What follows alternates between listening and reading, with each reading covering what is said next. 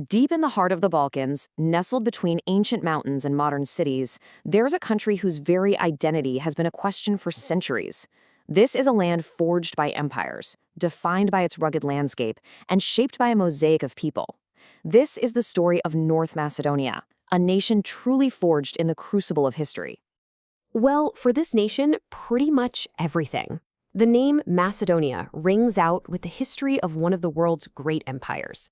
It likely comes from an ancient Greek word, makednos, maybe meaning tall one or Highlander. But how does that ancient, famous legacy connect to the modern, South Slavic nation we see today? You know, that question, that very connection, has shaped its entire modern story. See, on one hand, you have the ancient Hellenistic kingdom, the home of Philip II and Alexander the Great. And on the other, you have a modern republic with its own distinct South Slavic culture and language, which became independent from Yugoslavia back in 1991. For decades, sharing that powerful name created a massive political and cultural dispute, especially with its southern neighbor, Greece. What's really interesting is that for hundreds of years under the Ottomans, the name Macedonia wasn't really used for this region. It was only brought back in the 19th century, right when nationalism was sweeping across the Balkans. And suddenly, this ancient name became this incredibly potent symbol, a prize to be claimed by new nations. Greeks, Bulgarians, Serbs, all of them trying to define the identity of the people living there. So this long journey of debate and diplomacy, which honestly took decades to sort out, finally came to a head with the historic Prespa Agreement in 2018, and that agreement gave the country its new official name, the Republic of North Macedonia.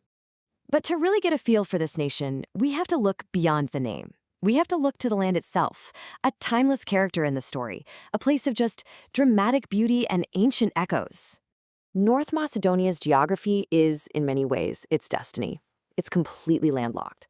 You've got the Vardar River carving this central valley right through its heart, and on every side you're walled in by rugged mountain ranges. For thousands of years, these mountains have created natural borders, but they've also served as corridors for migrating peoples and invading armies. And tucked away in these mountains is an absolute natural wonder, Lake Ohrid. It's one of the oldest and deepest lakes in all of Europe. You could think of its ancient waters as a time capsule of evolution. It's home to over 200 unique species that you can't find anywhere else on Earth. It's so much more than a lake. It's a living museum of natural history. The country's incredible biodiversity is fiercely protected. These 4 national parks are sanctuaries for pristine forests, alpine meadows, and some truly rare wildlife. This is where you might find bears, wolves, and if you are unbelievably lucky, the elusive and critically endangered Balkan lynx, a perfect symbol of the untamed spirit of this land. A landscape this dramatic was always going to be a crossroads. It became a strategic prize for nearly every major power that rose and fell in this part of the world, and every single one of them left its mark. The layers of history here are just staggering.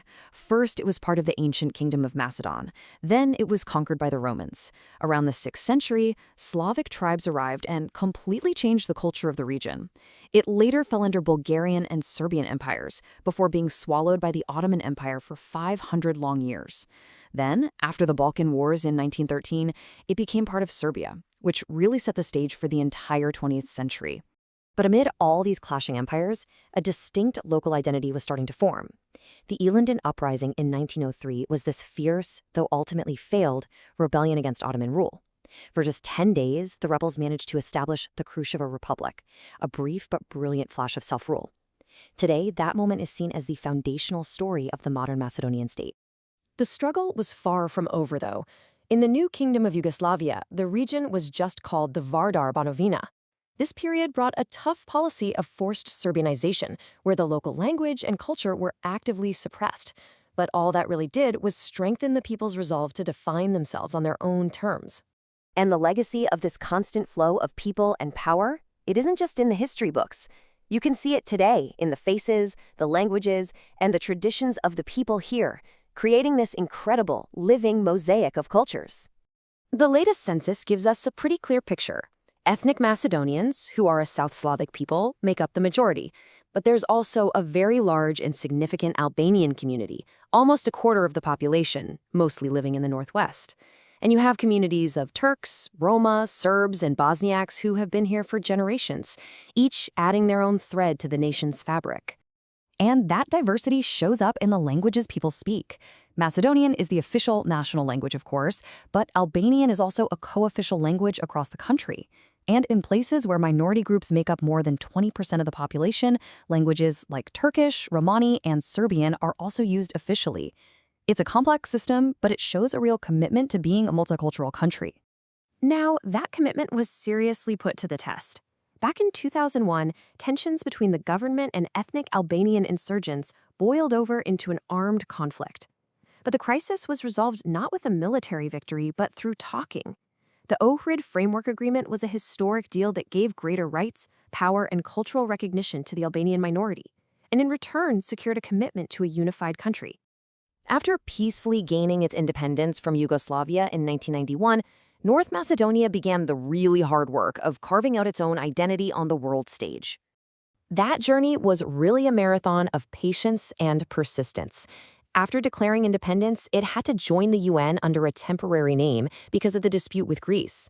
It took almost 30 years, but that Prespa agreement in 2018 finally unlocked the door. Just 2 years after that, North Macedonia officially became the 30th member of NATO, a huge milestone in its goal for security and integration with the West. Now, economically, the country is still very much a work in progress. It's an upper-middle-income nation with an open economy that relies heavily on trade. And while it's had success attracting foreign investment, it's also faced some tough, persistent challenges, like historically high unemployment. Its economic development is really the key to its stability and its other major goal, joining the European Union. So, what we have is a nation that has spent 3 decades forging an identity, securing its borders, and making peace within them. With its name finally settled and its place in the Western Alliance secure, the country now stands at a new crossroads. The questions of the past have, for the most part, been answered. But the questions of the future? They're just beginning to unfold. So what's next for this ancient land at the very heart of the Balkans?